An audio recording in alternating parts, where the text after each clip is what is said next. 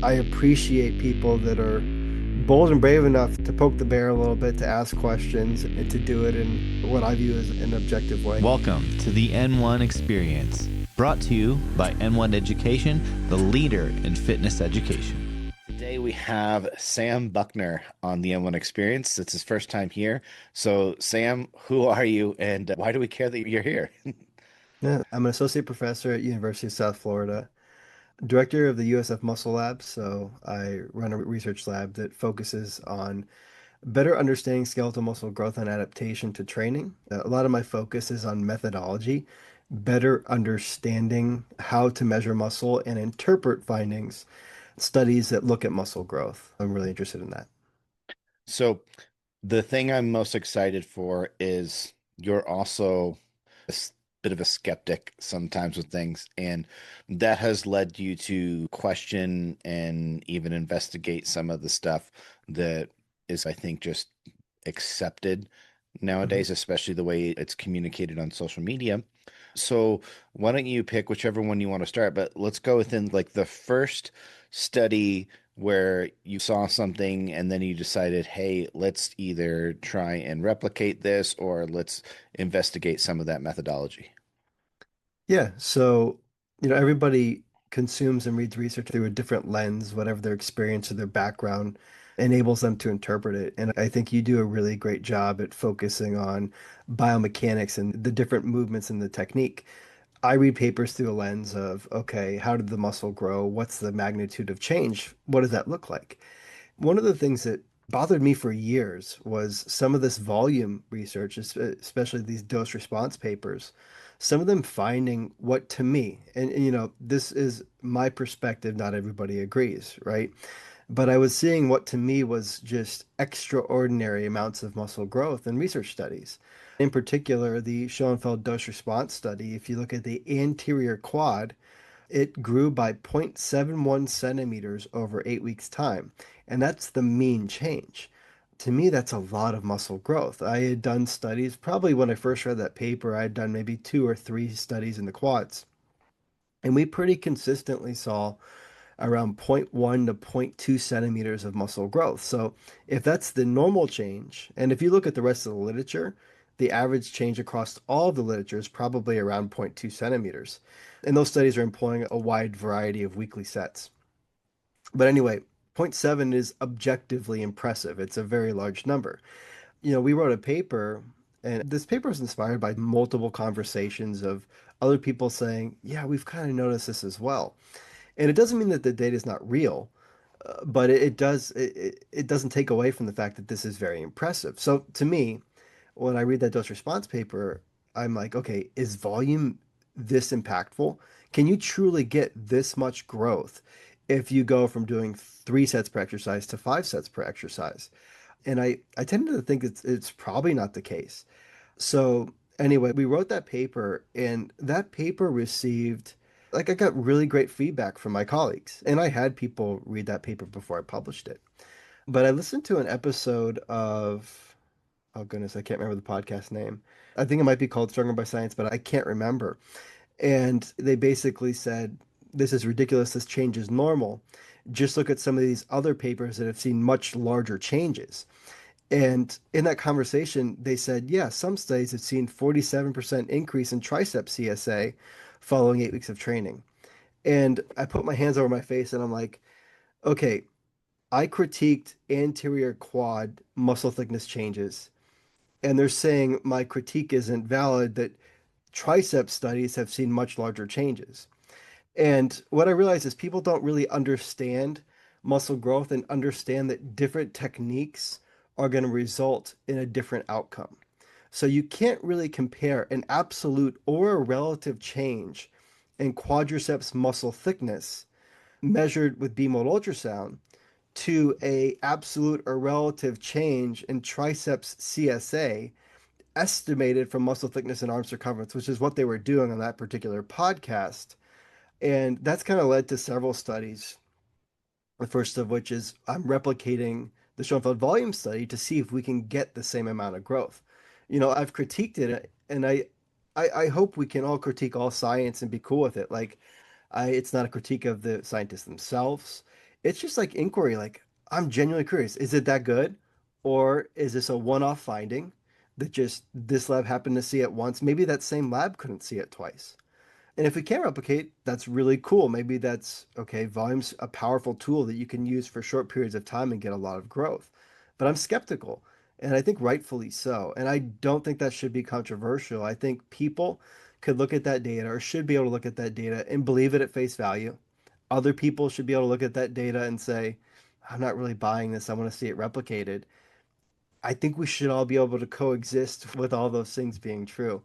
Mhm. Um, but inevitably, and you probably know this better than most people, you raise some questions, you leverage a little bit of, I wouldn't even call it criticism. I would just call it questioning things. And it starts drama. Like online space just loves drama, loves all these things these days. And a lot of that's happened. So one of the things I think that came about from this, because I believe you mentioned swelling as a possible Yeah. mechanism for the differences, and that kind of caught fire in like a certain niche or Mhm. community that I think they took that and then just took it to the extreme to the point where basically any hypertrophy results that don't suit my biases are due to swelling, Yeah. but I'm not going to consider that a factor when a study suits my biases. And I think I've seen like swelling just used, we'll say very discriminately Yeah. in terms of research interpretation. So I would like you to just consider this a chance to follow up on your initial, okay, here's this proposed mechanism, but then maybe address where that message has been taken out of Yeah. context. Yeah, I've laughed about this quite a bit because I'm friends with a lot of people that are fighting the swelling stuff now. And I told Dr. D'Souza on a recent post, I said, hey, just so you know, I think I might have accidentally started this. Stu Phillips posted something recently. I said, hey, Stu, I don't know if you know where this originates from. And I explained to him the scenario, like it's this data. I wanted to be gracious. So one of the hypotheses that I put forward is that maybe all this very impressive growth, maybe some of it was swelling because science, when you see a finding and you're trying to explain that finding, you have to entertain all possibilities. So in this one instance, because I saw zero point 0.7 centimeters of muscle growth at the group level, which probably means some people grew a centimeter and a half, which is, I know people don't have gauges for like muscle thickness changes, but that's like what separates me from pro level bodybuilders is a centimeter and a half to 2 centimeters of muscle thickness. So getting zero point 0.7 is like a lot of the distance between me and elite people in 8 weeks, which is incredible. So in our paper, and I think this is good science, you entertain all possibilities, no matter how likely or how unlikely, right? So we said, okay, the first thing, maybe this growth is real. So maybe our point is just completely wrong and zero point 0.7 centimeters of muscle growth at the group level is possible with 45 weekly sets in trained individuals. That's a possibility. We said maybe it's measurement error. There was no control group in the study, so maybe the error was such that they had this extreme finding, but it's just maybe their error is so wide that zero point 0.7 really could mean any wide range of numbers. We just know that it changed and it changed with the greater magnitude. Maybe that's the most likely one. We said maybe it's swelling and inflammation. And we pointed out that the study they cited for swelling did like 8 weekly sets. Maybe, even if it's one person, if one person was really swollen or a few people were really swollen, when you only have 9 or 10 people in your group, maybe it shoots up the number. Or maybe someone did a training session they didn't tell you about before they came in for post testing. So it was just putting it in there because I believe, and again, I'm wrong often, but I believe a good scientist entertains all potential avenues that could explain something. So I don't think swelling explains most of the scientific literature. But when I see something that's an extreme outlier that I have a hard time reconciling, like I don't know how to explain how that happened. So in that instance, I put, hey, maybe it's swelling. And that one sentence, that one paper, I guess has produced a lot of subsequent content. To be fair, like I don't like to dismiss anyone's thoughts or ideas, but I think just like I put it in as a possibility, when people are critiquing things, I'm okay with him saying I think Sloan could be playing some issue here, but nobody knows, and you can't say with confidence that this is just a swelling study, that's a swelling study. I think some of the people that are making tons of content, like almost sarcastically saying swelling study, edema study, I think they're also playing a game though. And I think some of them also know the original context of the point. So now I see kind of back and forth and both sides kind of like almost playing this game with swallowing. To be perfectly honest, I've disengaged with most of that content. After a few interactions I've had, probably in the last year, I stopped engaging with so much of the science-based content online because to me it became very clear that my thoughts and opinions and comments, they don't want to hear them. And it's weird. And maybe I'm making the wrong decision by engaging less with some of these folks, but I have decreased my engagement because what I thought were goodwill comments are just blocked, hidden from people, or taken in a way that I'm attacking somebody when I'm sharing thoughts. So Mhm. there was a lot in my response, but maybe some things we could talk about. I have noticed there's very much of a you must kiss the ring to be accepted in certain circles in the research community, and that certain critiques are not allowed or unacceptable, whether those be of like specific studies or variables or even just certain people in general.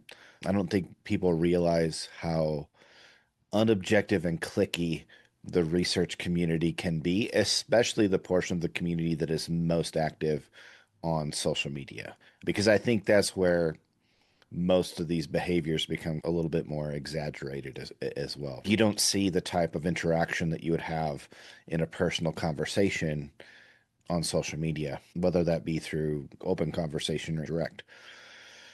I'm curious what your thoughts are in terms of what that means for the science community going forward. I mean, right now, the term science has basically just become meaningless, I think, or at least has so many varied meanings that I don't know what to interpret without actually seeing the content. If somebody says science based, that could be anything from, look, this is just somebody that is literally just saying they apply a principle to, hey, I'm going to show a screenshot of a study title, and that's what makes me quote unquote science based, to the full gamut of like, look, I consider all of the evidence, all of the limitations, take in observations, anecdote, individual experiences, preferences, all of those things.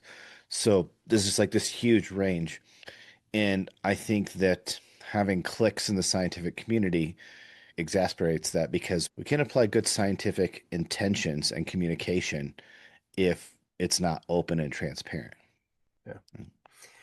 I've thought a lot about this. Where is it going? And are we correcting the course and are things going to get better or are they going to get much worse? I think in the next 5 years, it's going to get much worse, honestly, because I think people are going to create their own personal labs that are going to become kind of data farms. I'm getting to the point where I don't know how much trust I put in certain things because of behaviors I've seen from different folks. I also think there's a crop of people coming up that really want to be influencers. And I think people now view science is almost a way to jump rank to the front of the Mhm. line. And that's not good. Like having a PhD alone, and I know people say, well, getting a PhD is not easy. So you're putting in your time, you're pay it's difficult, but there are paths of least resistance. Not all PhDs are created equal, and the ones that are worth their money are so humbling that my my first 2 years out, no one heard from me. I was scared to talk. Like you get this title, and oftentimes you don't feel like you've earned it. And for me, I was in academia for 2 years, and I had to prove to myself that I could actually produce meaningful science on my own because everything I had done up until that point was I was part of a team and I was being mentored. Someone was holding my hand. And I didn't think anyone should care what I said because honestly, I don't think they should. Like I'm still learning, I'm still figuring things out. I think people are skipping that part. And that part there's a lot of development that happens during that time. You get on your own and you find out you have what it takes. And I'm specifically referring to people that have PhDs that are going to leverage themselves as an authority. I think there's a lot of growing that happens post-graduation that's important for becoming a scientist and being a scientist. I think a lot more people are seeing what has been done and the attention and views that people get who have this title of doctor. I have no idea what it's going to look like going forward, but I worry a bit. And I have conversations with Holly a lot. And, my strategy, I'm not good at social media. I don't like social media. I don't like being on camera a lot. I don't like listening to myself. All the stuff that make you a very poor communicator, I guess. So my strategy thus far has been, I'll give you an example. With the range of motion stuff, I think a lot of it was taken too far. And I think a lot of things were presented in what I believed was a dishonest way. And when I tried to, like, I remember one of my first comments getting into this realm was, hey, I noticed you talk about the Goto paper. Just so you know, they estimated CSA and they saw a change that's like your triceps, if they got that much bigger, you'd look like Lee Priest. Like it's going from a normie to Lee Priest triceps if you can get that much growth. I just don't believe it. And they just commented back, I suggest you go read more. It doesn't sound like you're ready for a conversation on this topic. And it was a weird interaction. And then when I'd comment occasionally on Instagram, I nobody could see my comments. So I'm like, okay, obviously I'm not going to move the needle on social media unless I want to full on become an influencer, which I don't want to do. So I wrote a paper, right? And then what happens on the paper? Well, crickets. But I still believe that science will eventually make an impact if it's there and people will pick up on it. And I'm probably playing a slow game to try to make a difference in a way that I think is meaningful. Not to say that my approach is correct and is going to help things moving forward, but that's kind of been my take. And then also these replication studies. You Hmm. can ignore my criticism, right? But if I continuously publish good data, you can't continuously ignore good data.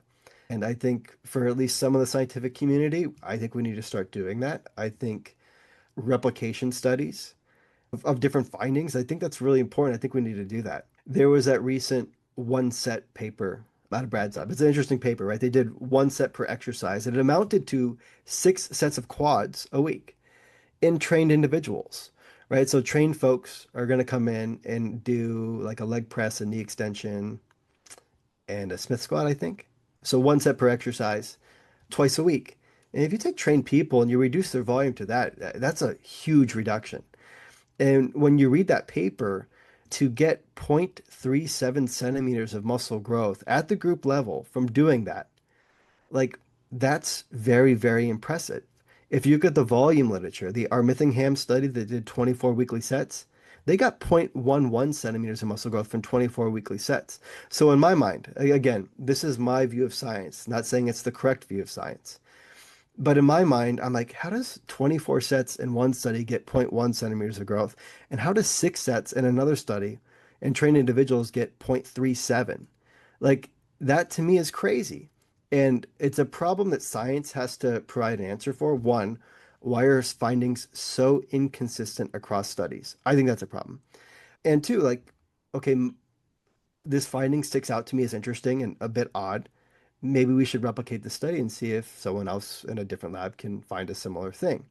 It doesn't mean that either study is wrong, and that's not what I'm saying. I'm saying I'm skeptical because I see things all over the place, but the one set study travels a lot further because it has people on social media on the paper. And I particularly think papers that get taken to the moon because people on the paper are people of influence, they need a little bit more criticism because they're being far more impactful because those are the ones that are getting blasted all over social media. Does that make sense? Yeah. I'm curious what you think the reasonable standard deviation is for something like muscle thickness if we consider variance and measurement error, right? If you just had to guess, what do you think is a reasonable separation we should see in the research? Yeah, I don't know that I could answer that with a number, but I think as a lab. So in most of my studies, I try to have a control group. So I have that internal comparison to compare it against. And what you want to look at is what kind of change do you get in your group that did absolutely nothing, right? Mhm. That should be pretty small, and the variance around that should be pretty small, although it's not. Like you'll have a group do nothing, and you'll still have people that look like they've grown and people that look like they've atrophied, which probably isn't the case, but it helps me to interpret the findings of my studies. And so I've thought about this in a lot of different contexts. Is like, how does this influence meta-analyses, right? Where all these labs seem like they're doing things completely different. They're getting different findings. And Zach Robinson would be, and Josh, they'd both be better people to answer that question because they understand a lot of the analytics behind it much better than I do. Let me ask it then in terms of the technology and the actual methodology, because that seems to be more kind of your specialty. Yeah. People think about measurement error. They Mhm. probably really only consider the human error part of it, Yeah. like with taking the ultrasound.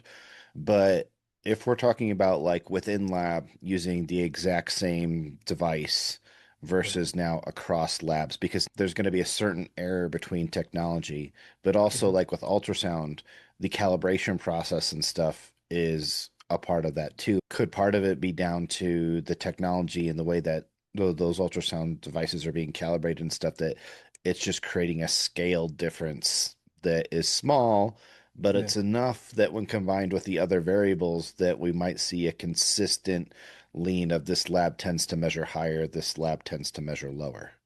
Yeah. I mean, that could be part of it. Maybe we could do a better job of communicating our settings on our ultrasound machines because if you change the gain and the depth, it changes the quality such that when you move your mouse a little bit, you get a larger change. That could be part of it. I think another part of it is, and I learned this from doing podcasts and then having researchers reach out to me. I think different labs have different protocols for practicing ultrasound. What I mean is, my PhD, the first 2 years, I wasn't allowed to measure muscle growth. Like my mentor wouldn't let me because I could not consistently get a good enough image across time. My reliability was pretty poor. So I had to practice for 2 years before I measured muscle growth. And then even at that, at 2 years, I probably could measure muscle growth of the biceps, but my reliability in the quads was probably at that point not good enough to measure muscle growth in the quads. So I would measure muscle growth on acute studies. So let's say you came in and I measured your muscle swelling. Well, measuring somebody's muscle, having do 4 sets of exercise and measuring swelling is pretty easy to do. And you build up your reliability by putting in reps on acute studies. And after I've done podcasts, I've had people reach out to me and say, hey, yeah, I measured this muscle group. I practiced it for 2 weeks and then we ran the study. And it's like, okay, that's a difference. So again, I'm not saying you need 2 years of practice. I'm saying I think that 2 years of practice made my measurement better. And when we do a new muscle group, like we pilot and we practice. And I only work with master's students here at USF. We don't have a PhD program. So my students can measure in acute studies probably by their second year, but they can't measure muscle growth while they're here because I know they're not ready to. And this isn't the most difficult thing in the world. I get it. But I'll have a student, I'll say, okay, recruit 10 people, measure their muscle, and then have them come back 8 weeks later and measure their muscle again. And what I want them to show me is, okay, how close are your numbers? And they have to do it blinded because if you know what you did the first time, you're trying to make the number the same on the second time. That's bad science, right? So they get to see their own error of their measurement across 8 weeks of can you just replicate the same number? And I think in a lot of these studies, I think of some of the Stan Larson studies, and he's a great guy. I've had great conversations with Stan, but the calves, in my experience, are difficult to measure. Like it's hard to get a good image. And Stan isn't one of the people that reached out to me, so I don't know how long Stan practiced, but I know my reliability of the calves is a little bit less than my reliability of other muscles. So when you read a study and they have 0.13 centimeters versus 0.19 centimeters of muscle growth, and on social media, and this isn't Stan, this is other folks, are making a big difference of that 0.13 versus that 0.19. Well, I Hmm. know that 0.13 and 0.19, I can measure the same image twice and get numbers that different. because the calf is that difficult to measure. So without a control group to know, did they have perfect reliability?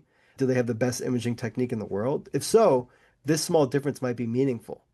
But because I don't know any of that, there wasn't a control group, I don't know if I care about that change. And then what happens on social media, and we've both seen this, maybe the actual increase was 6% and 6.2%. Like that's the increase when you look at the changes relative as a percentage, but instead they take a percent change of a percent change and say you can get 70% more growth on this technique versus that technique. And then that's what gets plastered around social media. This is a topic that we discussed and we mostly agreed, but partially disagreed, Yeah. where I think the best practice would be all of those numbers because I think they all help communicate something different, right? Yeah. So if we only communicated an absolute change, nobody would care about hypertrophy research. They would just be like, well, nothing works because who cares about fractions of a centimeter or a millimeter? We don't want to communicate the idea that training is hopeless because your biceps are only going to gain one baloney in, 6 months of training versus the percent of a percent helps people understand hypertrophy is a slow process, but the rate of that process could be influenced by this in a meaningful way, right? In a hypertrophy sense, which I mean, we're talking a small scale, but still like 50% more of a small scale. Like, okay, that means the difference in the small thing I'm looking at is significant, but just both outcomes, it's just a small distance that I'm covering, period, right? You're not going to put on 200 pounds of additional muscle mass over the course of a natural lifting career. It's a small amount. It's a slow process for the average people. Obviously, if you're greatly gifted, when you take some extra vitamin S, then yeah, you can see these numbers move a lot faster. But I think all of those numbers have utility.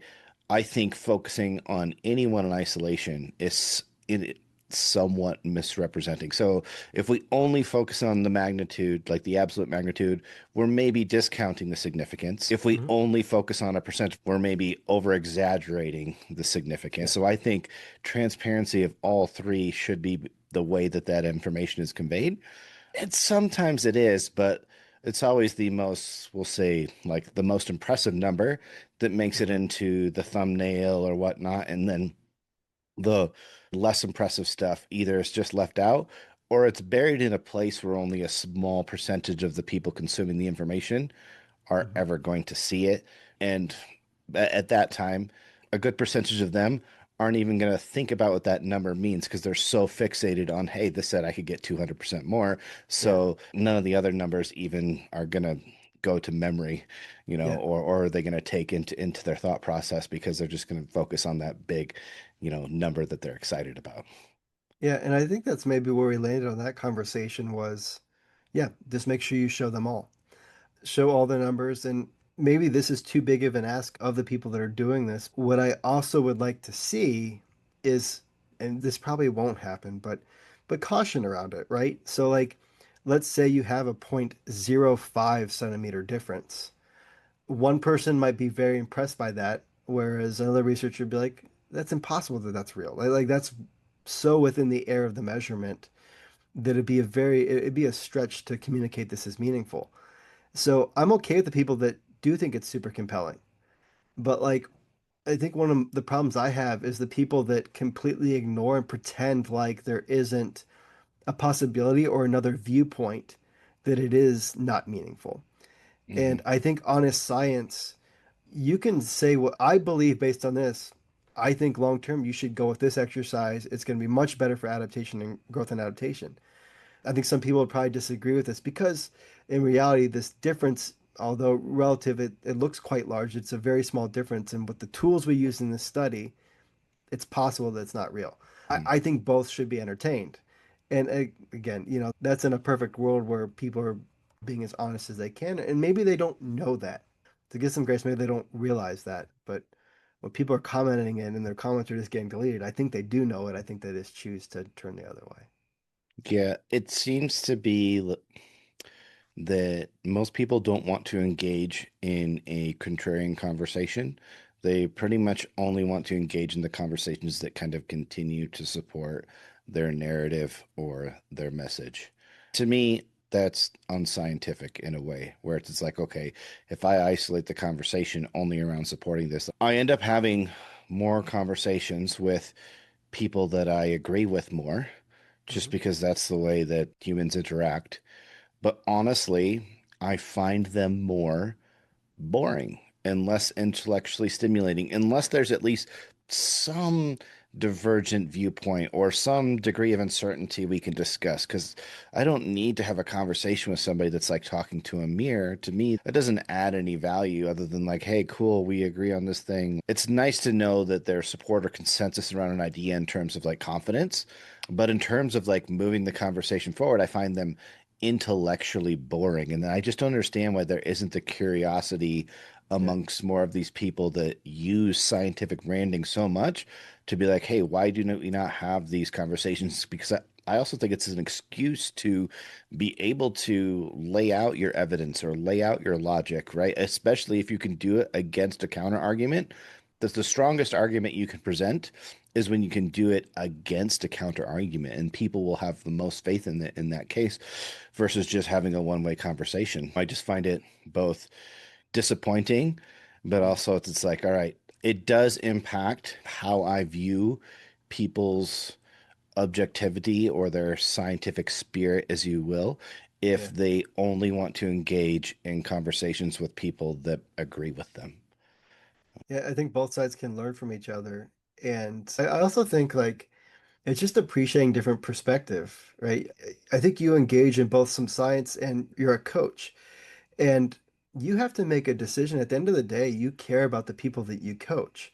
So you have to hedge your bets one way or another, which means if it's this inflated 200% more growth, okay, the 200% is silly, but maybe there's something real there, right? Mhm. And you have to make a decision when you're choosing this exercise versus that exercise, or how much of this versus how much of that when you're distributing your volume. So you as a coach have to make a decision, and you might decide, you know what, I'm compelled by this enough to say that there's probably no risk in adding this exercise for that exercise, and I think it's probably a little bit better over the long term. Like that's such a reasonable way to use science. And one of the things people, I think they often think of me is like, for example, people thought I was pro low volume because I was critical of some of the high volume research. It's like I can be critical of data and find data unbelievable, but still think that the answer was what the study found. Like I'm not saying in that case that's necessarily the case, but you can say this data to me is not compelling, but I still think this. And vice versa. I think people get so dogmatic of, no, you have to absolutely follow this study or not. It's just weird to me. And I think, watching Holly competes in the IFBB right now, she wants to go to the Olympia. There's so many instances where, oh, sure, we'd love to use science to guide all of her training, but like there's so many holes and gaps, and sometimes you're leaning on data that's just really not compelling. And are we truly studying volume, for example, in the ways that she's going to train? Nobody's doing the types of exercises that she's doing. Nobody's splitting the volume up amongst maybe five or six different movements. Because of the tools they have in research, they split volume up amongst three exercises, which Mhm. maybe limits your ability to actually answer the question in a way that people care about it. A lot of this research on frequency, it'll just be one exercise, which Yeah, is not at all how people train. Like, hey, if I'm going to yeah, do 10 sets a week, I'm not just going to do one exercise for either 10 sets one day or that same exercise for whatever, how many sets split over multiple sessions. And like, no, that's people scale exercises with volume, and so it's very interesting. I want to try and jump out of this circle and talk about the tricep study and actually what you found in kind of your replication of those measurements or the methodology. So, what actually did you guys find? yeah. So I think I probably messaged you after we read that paper in class, the Goto paper, where they did tricep extensions, lying tricep extension with either a full range of motion or a middle range of motion, which has been portrayed online as more total time at long muscle lengths. Because it's like zero point 0.1 degrees or a very, very insignificant amount potentially longer muscle length, depending on how you interpret And their math, right? I don't know if you have an opinion on that, but it seems so silly that the group that did not go to the longest muscle length is being pitched as the group that spent more total time at long muscle lengths. It doesn't seem like that's the reasonable mechanism in that paper. I just think the Goto Mhm. paper doesn't necessarily belong in the conversation, Yeah. but I think I it was I'm packaged. nodding my head alongside that initial, like, oh, well, if you do the math between the two, this one is a slightly average longer muscle length. Yeah, And I initially was just like, yeah, okay, I understand what you're doing there, and that makes sense. But then as soon as you look at the magnitude of results, you're like, wait, no, that no longer makes sense to say that like yeah, such a small, like very trivial difference, maybe in the range of motion led to these massive yeah. changes in outcome. Yeah. And I know a few people that have tried to get a hold of the muscle thickness data because maybe the muscle thickness data just tells a better story of what happened with muscle growth. So I guess regardless of what you think of, was it long muscle lengths, wasn't it long muscle lengths? The problem with that paper, at least from my perspective, is that the group that just trained in the middle range of motion saw, I think, 48.7% increase in tricep CSA, which was estimated from taking muscle thickness and multiplying muscle thickness times arm circumference at 60% the distance of the upper arm. So they're estimating something, not measuring CSA. And I thought, okay, well, maybe that introduces some error. And if you think about the tricep, the way the tricep tapers, right? When you measure circumference, if you just measure a little bit down or a little bit up, you've changed your number, right? Inflated or deflated your CSA because of what you've done in your triceps. So anyway, because my attempts at conversation with different folks fell on deaf ears, we talked about it in class. I said, you know what, y'all, let's just go in my lab. Let's try this. Let's see when we make a tricep swell. Let's see how much of an increase in muscle thickness we get and how much of an increase in estimated CSA we get. And in class, I think we got like a 17% increase in tricep CSA. I've since replicated it under an IRB protocol in my lab with about 40 people. One arm was a control, so it did nothing. So we wanted to see, is our measurement stable even within a session? And then when we make the tricep swell, how much does it swell? So the tricep swelling, I've kind of started to use swelling as a way to just better understand techniques for muscle measurement. So making a muscle swell is not making a muscle grow, but it changes the size of the muscle very much like muscle growth would change the size of a muscle. So I believe we can learn things from it.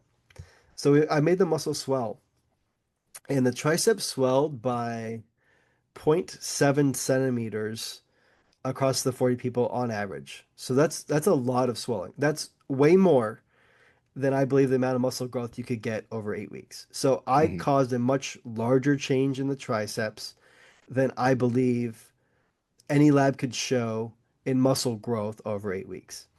And that was accompanied by a 25% increase in tricep CSA using their methodology, which is still kind of a large number if you Hmm. think about it. So when we replicated it, we got a 20% increase in muscle thickness and a 25% increase in tricep CSA. Now we're going to do some modeling to see to come up with like different combinations of arm circumference and tricep muscle thickness changes that would get us to 48.7. But even our biggest outlier in that study swelled by 39%. So again, these numbers are all larger than what you should see in muscle growth, and we're not getting to 48.7.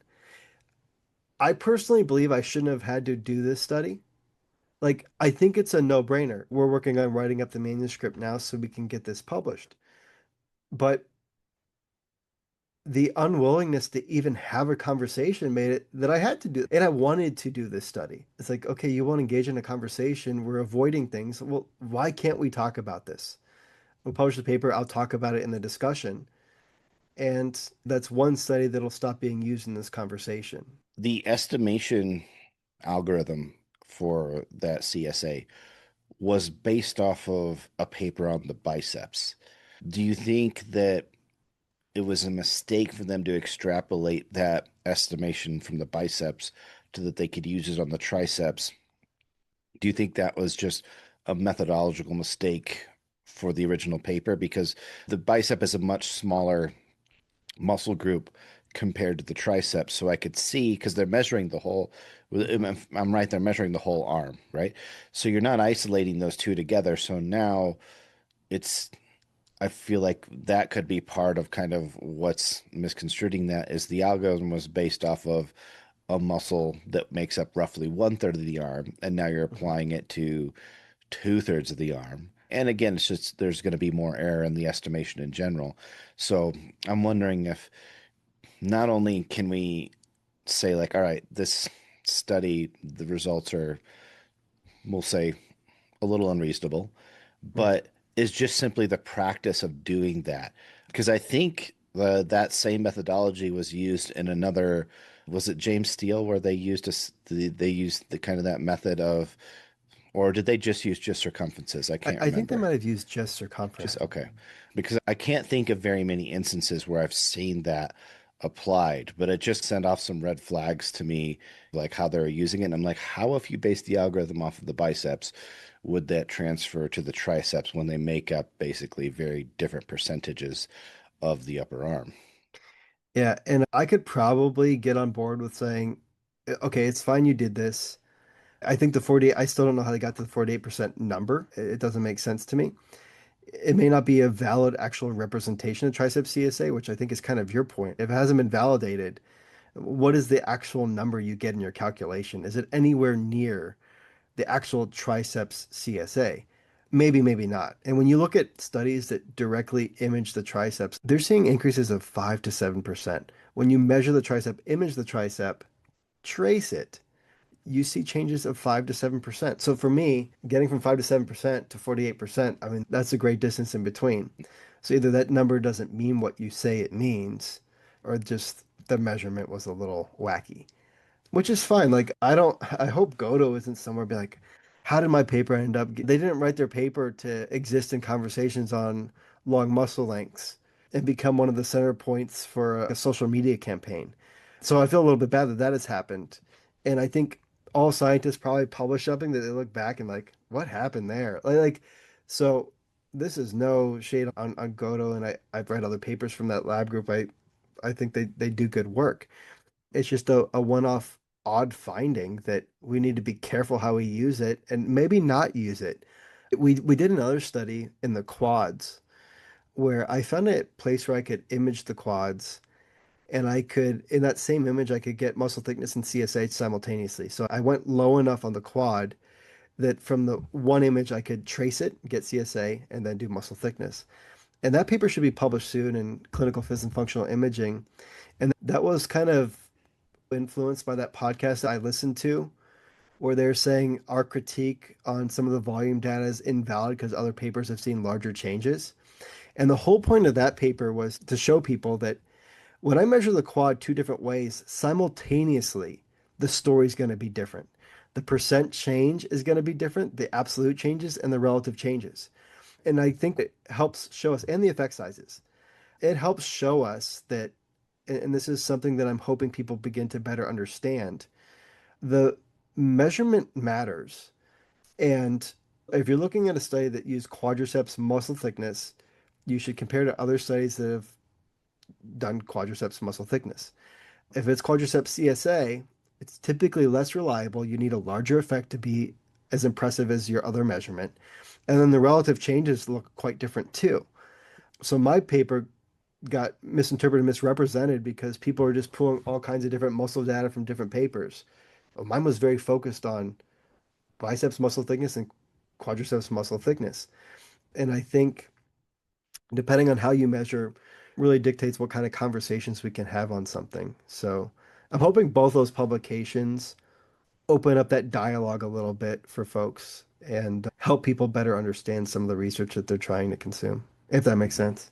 Let's move on to the swelling topic because you've been investigating that a little bit as well, right? So what can you share there? I wish I had a finding I could share. Basically, we built it into the end of the volume paper. So since we added that as a possibility in the initial Schoenfeld volume study, we have two post-testing times in our replication study to see, okay, if it did go by zero point 0.7, did it go back down 2 to 3 days later? So we kind of built in a control for swelling to see. I don't personally think we're going to have a bunch of swelling. If we do, we can now point and say, okay, this did or did not address this. We also wrote up a protocol, and I just haven't had time to run it in my lab, but I have an approved protocol where we're going to work people up to like 50 some sets in their lower body. And we're going to do quads and hamstrings and measure muscle thickness all along the way. And we're going to do it for 2 weeks and then measure swelling for 2 weeks after the fact. And it's a study that I haven't been able to get off the ground because this training study has taken a lot of our attention. They came up with a tricep idea. I think we can finish this study in 2 or 3 weeks. And I got the lab motivated on that just to get that data. It was a quicker study to run, so it made more sense to focus on it. But I have an approved protocol, I just haven't done it yet. But when we publish our volume replication study, the key differences between the study and the study we're replicating is we added in a lot more muscle sites. So they measured quad muscle thickness at just the 50% site on the anterior and lateral aspect of the quad. We measured it 50, 60, and 70% anterior and laterally. And we did the same for Mhm. the biceps and triceps. Instead of one site, we measured 3 sites on the bicep and 3 sets on the tricep. So we're going to get a little bit more picture of muscle growth across the muscle bellies, which I think is going to be pretty cool.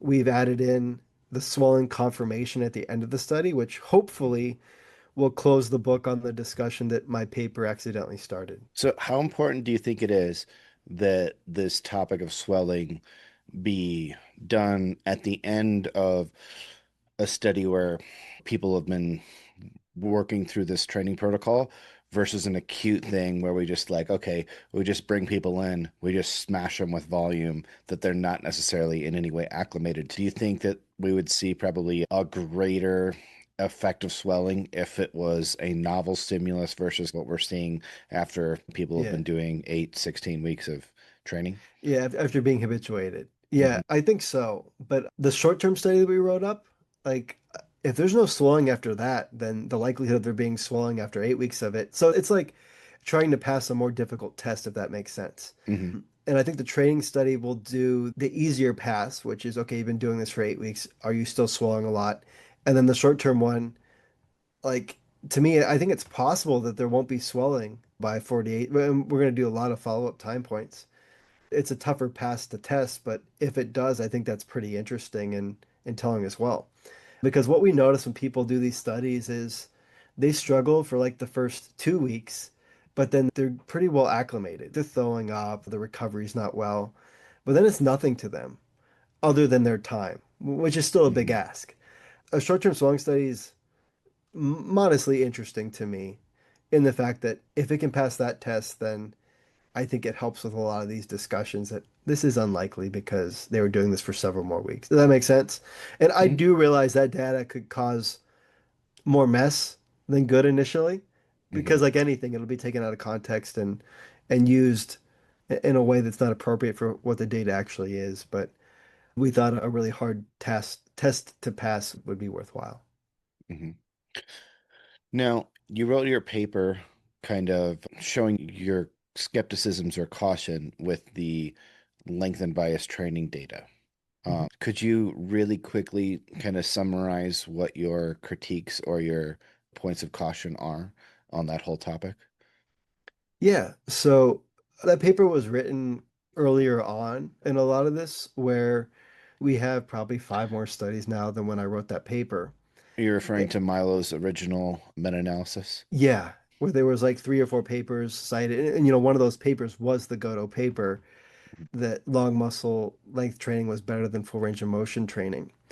And the critique was just to look at some of these studies that are being leveraged. Another one was the Pedrosa study, which I think used a submax protocol. And it was like doing 6 reps at, actually, just so I don't misspeak, because I haven't visited this stuff in a while. But like the Pedrosa paper, oh yeah, it did 3 to 6 sets of 7 reps. So it's like one thing that I've learned from the blood flow restriction literature is early on we would say BFR is superior to not using BFR. But these would be papers that did 3 sets of 15 or 4 sets of 20. And when both trained to failure, you got rid of the differences. So Hmm. some of these studies that Milo was talking about early on, like the Pedrosa paper, did 12 weeks, 3 to 6 sets of 7 reps at 60% 1RM. Well, you have different proximities to failure when you're training with different ranges of motion that could impact the muscle growth. Not only that, but like, and again, there was very few papers initially, but the Pedrosa paper, and I'm sure you've looked at this paper. Again, I focus on muscle growth. And when I looked at the muscle growth in that study, again, it's really impressive. Like you're getting a 32% change in one of the groups at the 70% site for the rectus femoris. Like that's a big change. And again, when something's uncommon and unusual, it sticks out. I have my notes here. It says a total of 207 individuals across 25 different studies, the average change in that muscle would be 6%. So again, it's like that study's an outlier to me, maybe not to somebody else, but to me. And that's a reason to say, okay, let's pump the brakes a little bit. I did not feel, and I don't know how you feel about this, I felt like the isometric literature was completely misrepresented Yeah. because when I was consuming a lot of this stuff, I'm like, you think that short muscle length never did anything. But when I read a lot of these isometric studies, there was no difference between the groups when you looked at muscle growth. I said, well, these authors should reconcile that, right? If this is the mechanism by which muscles grow, then how do you explain?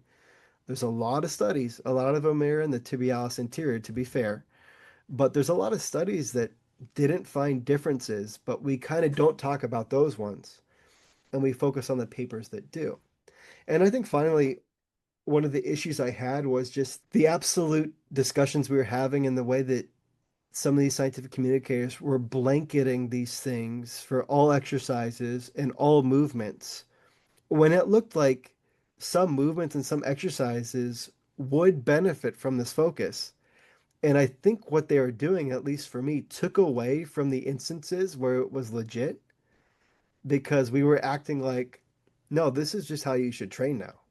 Skip all Mhm. the rest of it. One of the other things that also bugged me was I was looking for a consistency in logic because to me, as a scientist, that's something I think is important. And it was like, well, long muscle lengths lead to more growth at the distal parts of the muscle. Would short muscle length training lead to more proximal growth? Have we looked at that enough to say that that's true or not true? I don't think we have. Another thing that was missing from the conversation was the simple fact that measuring muscle growth distally or proximally is more difficult than measuring it in the middle of the muscle belly. So your error of Mhm. your measurement is worse in both of those scenarios. I think all those are like, I'm not saying he's wrong or any of those folks were wrong. It's just like, hey, I have these questions. If you're trying to fundamentally change how people train, I think we should ask these questions and try to get to the bottom of them. And I just don't feel like there was a good faith effort to do that. And one last thing, and then we can talk. The most recent paper that compared full range of motion to just lengthened training, I think that's what it was focused on. But the conclusions that were made were not appropriate based on the data. So the conclusion that I kept seeing was this proves that the long muscle length is what's doing everything, right? And that's what was being communicated by researchers on that paper about their paper. And I said, hey, that could be true, but could it not also be true that both groups trained to or near failure with a similar intensity? Could that not be the reason, irregardless of range of motion, that they both grew? Like, as good scientists, I'm perfectly fine with you thinking and believing and advocating for this, but at least say it's also possible that the level of effort and intensity is the reason that they changed the same because your study was not designed to make that claim on range of motion. Mhm. It just that's a hole in the study design. You can't make that claim. You would have need a third group, Yeah. and they didn't have that third group. So before any of the research came out, I would say based off of mostly physiology mechanisms and just observations and practice, I lean towards using a little bit more of a lengthened bias for people that are focused purely on hypertrophy. And my general rule that I say was usually my starting point is like I'll go like 70-30 in terms of how I distribute my volume. Obviously, there's nuances for specific exercises and muscle groups. In some places you just have better access to train certain ranges of motion or to challenge certain ranges than others, etc. So when I came out, I didn't have a lot of objection in terms of my personal bias. But what I did find interesting is like with the initial meta-analysis, even though it included the Goto study, which would have been the most spectacular results in that Mhm. favor, the effect was small to trivial. I think when those guys started doing social media content, the messaging changed to become much more spectacular.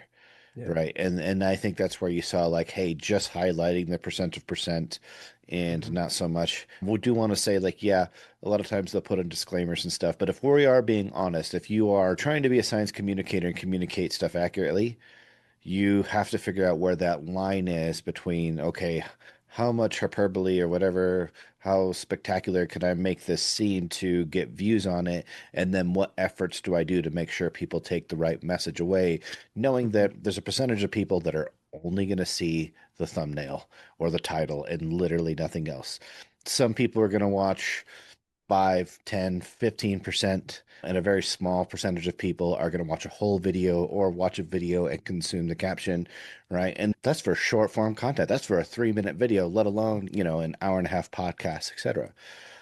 So I found it intriguing, and I even kind of supported some of those communications until they kind of got to the point where I felt like, okay, now we're making tier list where we're essentially throwing out every other principle of exercise except this it's got to be a lengthened range of motion exercise. So basically nothing else in terms of the principles that we would apply to training matter. We're not focused on, stability or how specific the exercise is. Like, hey, if it's lengthened partial friendly or whatever this case may be, that just simply moves it up to a better exercise. Well, I really took a 180 in terms of my support for that type of content. It was like, look, this is no longer good, right? And this is, if anything, I think a very poor way, even if it was true, even if it was true that length and bias is a very superior strategy in terms of range of motion, it is not the only variable that affects how good or the utility of an exercise, and we can't just rank them on that. And so I started pushing back and kind of critiquing some of Hmm. that content. And I think that's actually how we got acquainted, was Yeah. just like some mutual critical opinions on there. And in terms of the most recent study that they did, where they compared the full range of motion with length and partials, you have some criticisms, and I have some other ones, which were in terms of the actual execution of the study. I Yeah. think they just didn't actually do a good job of separating the range of motion in the majority of the things. So, like, my bias is I think if there was a difference, the way they did the study was they basically made the difference between groups so small that we really wouldn't be able to examine it. And which is ironic because it's like we'll say, I lean more towards that paper should have shown some Hmm. benefit had they done it properly, but they won't even discuss that limitation in discussing anything, even though it would favor their worldview or their Hmm. position on the topic. So I guess my question is do you think on this topic, do you think there's a one, do you think we're just not being objective on it across the board for a variety of reasons because we're not willing to talk about the information, we'll say honestly and transparently? I know that sounds more damning than what it really is, but I don't think people are fudging numbers. But I definitely think we are discussing specific numbers, ignoring others, and framing things in a way where we're not accurately representing that data, even if we would have to discuss mistakes that could work in our favor in some of these cases. Yeah. I think there's so much here. And current landscape, I agree with you that I think that study maybe set it up to be too difficult to ever show a difference. So maybe it was a missed opportunity to show that some of these techniques are more effective. So hopefully there are labs out there designing these studies to look at it. I think you need a very large sample size, and I think you need very good measurement, and I think you need to choose the right muscle sites. I think it could probably also be argued that I don't know if all their muscle sites were distal enough and proximal enough to tell the full story. And I think it's a limitation of a lot of the range of motion studies. The newest study on the calves that looked at It was full range of motion with past partial lengthened reps versus just lengthened reps. Did you read that one on the calves? Hmm. I honestly don't care about that study. And again, I love Stan, and I think I understand it was part of a larger project. But you measure one single site on the medial gastroc, one single site, and you get 0.19 versus 0.13 increases in muscle size. It's funny. It's literally the same sample size and the same muscle growth in the groups as the previous calf study. I don't know if you noticed that. Both have 23 individuals, and both had 0.19 versus 0.13 centimeters of growth in their lengthened group. This is just interesting, a little odd, but that's what happened. But again, it's a very small difference, right? And maybe the message that's being conveyed to people is, hey, just focus on the lengthened part of the calf raise because that's going to get you more growth. Well, for one, the difference is very, very small. Maybe not meaningful. Maybe you find it meaningful. That's fine, right? We can be open and we can share and we have that different viewpoint. But what about all of the calf muscle that wasn't measured, right? What about the top? What about the bottom? What about the medial aspect? Like you didn't measure any of that. So you don't know about the growth of any of that. So in my opinion, when you make your claim is only as strong as your data. At this one site, essentially one single dot in the middle of the calf, growth might have been a little bit different. So that's so much different than, hey, forget about full range of motion on your calf raise. All you need to do is the lengthen part. I think science is supposed to be cautious. Science should say, I don't know about the rest of the calf musculature because I didn't measure it. I think in some instances, the squeeze, the shortened part might be doing something. Like, I at least think it's a possibility in some movements and some exercises. I would hate for people to be throwing that away and realize that, hey, there's this proximal growth that we haven't measured. We're now missing out on because we were so focused on what we did see that we didn't acknowledge there's a lot that we didn't even measure. So we can't speak to. So I got black pilled a little bit Yeah. when I dug into the methodology of using ultrasound and MRI and all this stuff, and then thinking that, you know what, can we actually conclude anything from the hypertrophy data? Because it's like, all right, if I have one side of muscle thickness, do I really know that the muscle actually grew more or less? What if it grew more there and less the other place? Or Yeah. what? So I went through this phase of, well, if you take that view, what do you do with the body of literature, which is maybe we have some muscle thickness, but do I only consider stuff that we have like total volume MRI type Hmm. numbers for? And if that's the case, it's like, cool, we have basically no Hmm. actual research on hypertrophy. And I- like, if I'm being extremely, like I'm saying, like, well, if I wanted to hedge my bets, I would just be like, yeah, I don't know because I'm not Hmm. sure based off of these measurements. But then also, I have to make use of this data Hmm. somehow, right? I can't just be like, all right, well, we just don't know anything, so I'm just going to pick based off of my biases. It's like, all right, I'm going to leverage this. But what it does do is it just keeps me from being attached to anything in the hypertrophy research now, knowing that basically the confidence that what we're measuring is hypertrophy and how well that actually reflects hypertrophy, there's just a huge degree of uncertainty.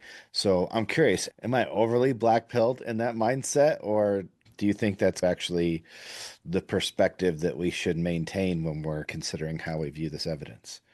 No, as a hypertrophy researcher, I would share a lot of that sentiment. In many ways, I think what scientists are good at showing is did you or did you not have growth? We're much less good at showing is A better than B because over 8 weeks, with the amount of muscle growth you can accrue, it's so unlikely in most cases that you're going to be able to show that A is different than B. Does that make sense? What you're generally hoping for, at least I in research am hoping for, is that enough muscle tissue accumulates that I can measure it with my ultrasound. How much needs to accumulate for me to detect a difference at a statistical level and it be meaningful? Like, it has to be a pretty good difference between my groups. And in most cases, I don't think were designed well to find these differences.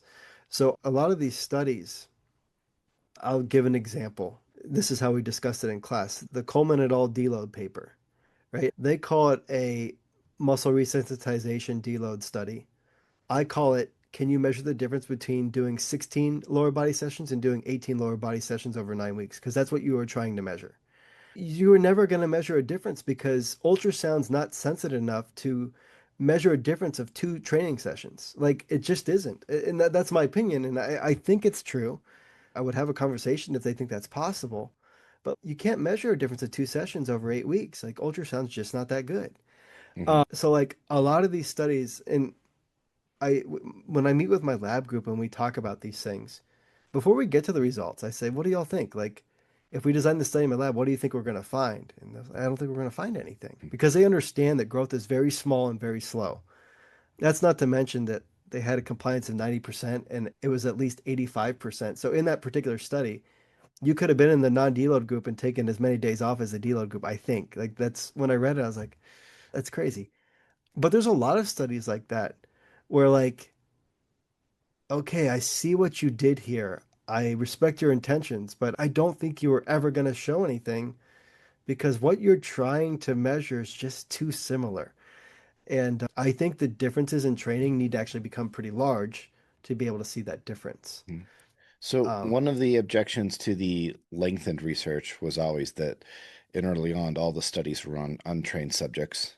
mhm, And then now we have a couple on trained subjects that appear to show no difference.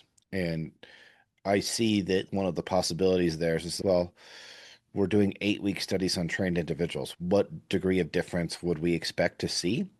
And in those two studies, so like in the one that Wolf and Packett, I think between their exercise selection and the way they mhm, performed the exercises, they made them so similar that in trained subjects, basically there's barely a difference and it's only 8 weeks. Like to me, it's almost like under those conditions, if we saw a difference, that would be phenomenal. Like it would have to be a very, very significant effect, which seems unreasonable. And then in the other one, basically what they did is they just did like for, I don't know, a small percentage of the volume or whatever. They had a group do lengthened partials, but they also were doing a bunch of other exercises. So I think they only did lengthened partials for leg extension and leg curl, but they still did a squat pattern and a leg press and other things.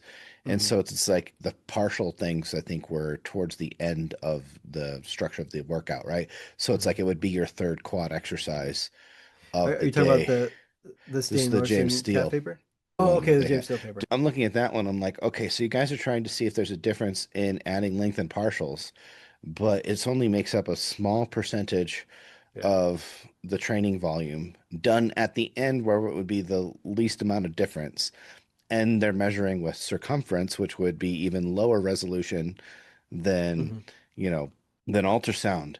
And I just look at this and I'm like, I think it's very unfortunate when we designed a study where there was just never a chance of it giving us Yeah. information if there was effect or not, unless the effect was so big that we wouldn't need research for it anyway. Like if it was Yeah. something where it's like, hey, you know what? If you just take a couple of these sets a week and do lengthened partials, you'll be able to see a difference in 8 weeks.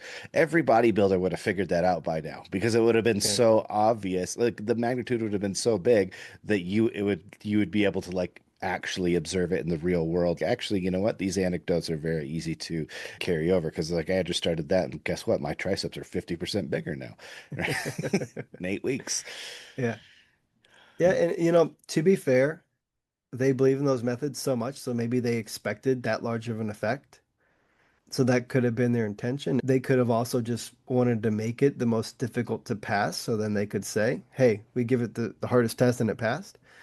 So, I don't know where their minds were at or what their intentions were, Yeah. but, maybe in retrospect, maybe they do it a little bit differently because they've received a lot of feedback on the back end. Hopefully they've taken that feedback and are going back to the drawing board. But I also hope other people and other labs pursue these things as well because I think we need a diversity, a perspective, and technique, and we need different labs answering all questions, including the questions that I want to answer because I don't trust one study for myself. Like if I'm like, huh, was that random? Like, could I replicate that myself? So I want everybody to understand, like, I critique science, including my own. And I think that's how we should all be. Like, we should be skeptical of every one study. And I think it's cool. Like, we have a slightly different perspective, I think, on some of this long muscle length training. And we have no problem disagreeing, and we have no Hmm. problem taking the same study, the same limitations, but that study's limitation could go one direction for you and another direction for me. We just need more high quality studies, and we'll help figure this out. Again, you do a lot of work with a lot of people, and what you've maybe experienced or seen could be beyond where the science is right now. And you can't take that and publish it in the way that a study is published. You won't be taken as seriously as a scientific finding. Hmm. I think there's a lot of value in people that work with individuals on a very regular basis in the real world and can experiment with these things much more quickly than science can produce a finding. And acknowledging that, okay, science is just going to produce another 8 week study here pretty soon. How much weight are you going to put in that either way? It's tough for me sometimes because the spectrum of what can be done in the lab, it's like this much. And the Yeah. spectrum that can be done in coaching is like here, right? Like I have machines in my gym that are the only one on earth that are able to do things that other people aren't. If you look at my lab, right, Mhm. which we just call it that because we have equipment to measure and it sounds great, right? But we are much better equipped than any university lab. All the technology we have, best that money could buy. The equipment that we have and the ability to change range of motion and resistance profiles and challenges, et cetera. It's like, man, we can do that. We have electronic resistance where we can manipulate concentric and eccentrics and like all this stuff to play around with, right? So as a coach, you're like, okay, do I take this study where they did 10% different range of motion and do I apply that contextually to look, I can have this preferred person perform this technique that basically gets them to 60, 70% longer of a muscle length with the machine that can actually overload that portion of the range significantly more. That's a totally different context than kind of what we Mhm. could see here. And for a lot of these people, I'm going to work with them for years, right? Yeah. And I'm going to see how they respond to one thing for a certain meso and another. And then we're going to go back and see how they respond to things a second time and whatnot. So it's just a very different kind of world. So I think you and I probably converge a lot on the research itself. But where we diverge a little bit is our slightly different experiences. Like, I don't think that Yeah. I'm not against their, or I'm not opposed to the short position doing something for hypertrophy. In fact, I tend to think that, like, yeah, it's not a good idea to throw it out, even if not for hypertrophy, but for a variety of neurological and orthopedic reasons, etc. So I'm just kind of like beyond the research, I'm using the observational data that I've collected and just Mhm. practical things. Like for me, I know that like if I go super lengthened biased on certain body parts and stuff, like I'm not 20 years old anymore. So like Mhm. my like it's more difficult to get out of bed in the morning if I'm doing exclusively lengthened training. And it's like, okay, if I just partition a little bit of my volume here, how much better does that impact my training performance, my frequency, my needs? There's a lot of intangibles that get thrown in there when you start applying the stuff in the real world too, especially because, like I said, we're able to take these two conditions beyond what's in the research, right? So I'm not just saying, hey, we're going to do lengthen partials with the dumbbell row. I'm like, hey, cool, we're going to do just scapular retraction in a machine that loads that position 70% more than the short position. That's Yeah. that's such a huge difference than like, okay, cool, I'm just going to do Mhm. a lengthened partial. And it was actually interesting when Milo came here for a visit. This was very early on. I think I don't even know if he had published the meta-analysis yet, maybe shortly after. But we trained together and we applied some of the stuff. And it was very interesting to see my performance in the relative more lengthened stuff separated. So we compared what we could do full range of motion on my prime pull down. And then we Mhm. tried to do some partials after.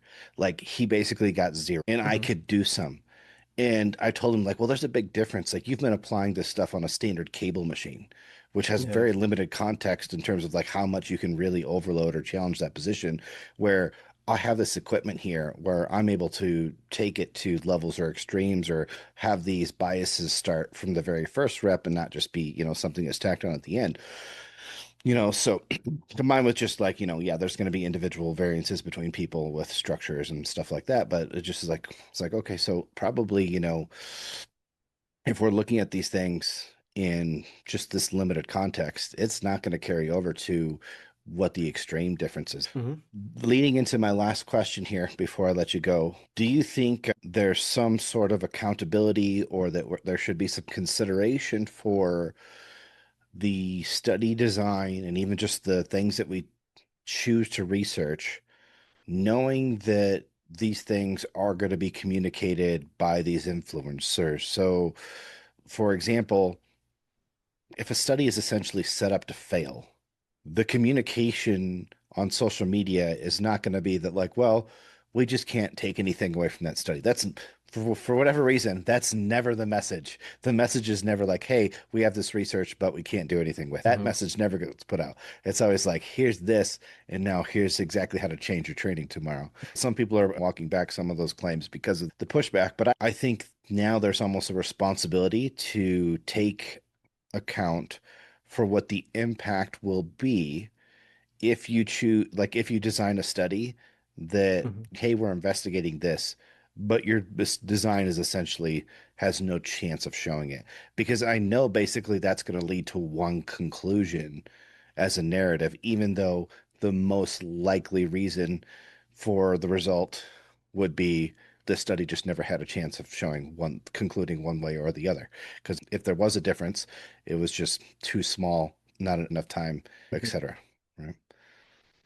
Yeah, I think the most important thing is just not muting people and letting people share their perspectives on these studies, because people are inevitably going to continue to design studies that, from a lot of people's perspective, have a lot of limitations and maybe moved us nowhere or nowhere meaningful. Or maybe, you know, if LinkedIn training is truly important, maybe this study did harm to that cause, right? Because everyone's like, oh, well, look at it.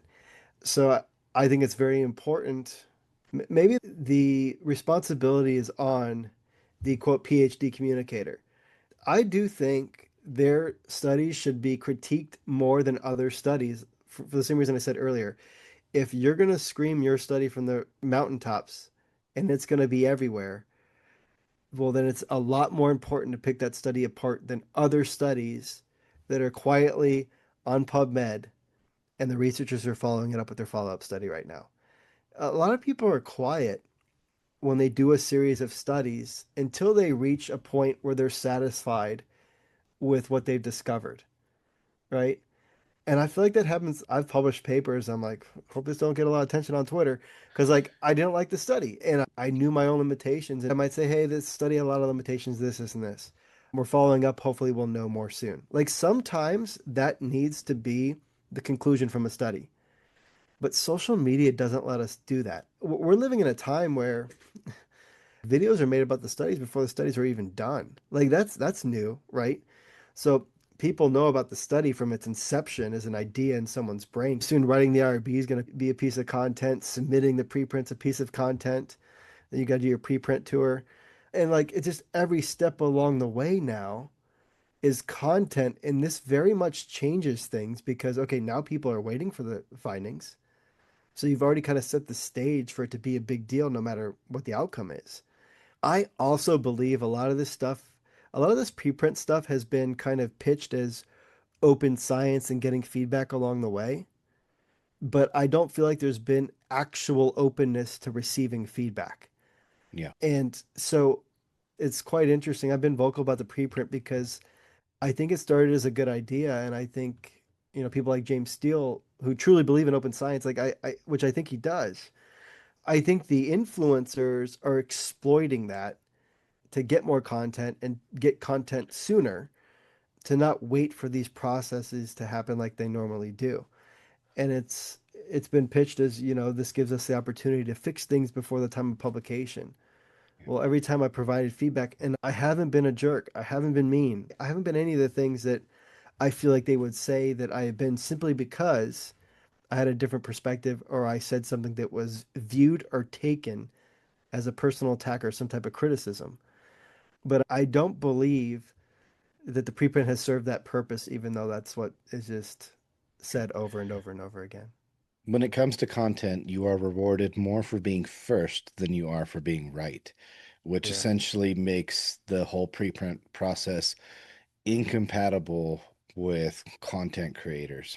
right? Yeah. And if I had to put a label on what people say, like, oh, social media PhDs or whatever, I think a lot of these people have just they're at heart, they're content creators and influencers. Yeah. And so, it's almost like the research is the side job, if you will, Yeah. right? And so too much of what's going on in the research is to support the content creation, right? And the process in general. And people are seeing a lot of success.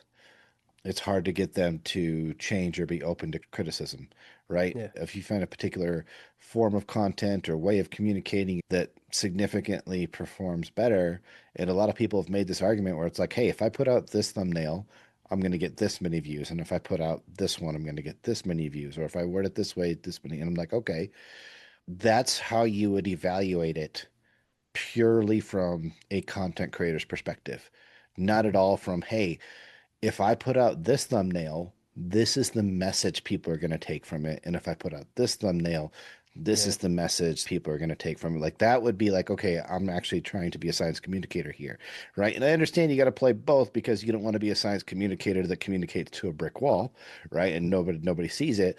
But there's got to be a line or something that you don't cross where it's like, look, I want to leverage all of the tools that I can to get as Hmm. much attention to this information without actually distorting the message. And I think there's ways to do that, but it just takes more work probably than most people are willing to do, I would Yeah. say.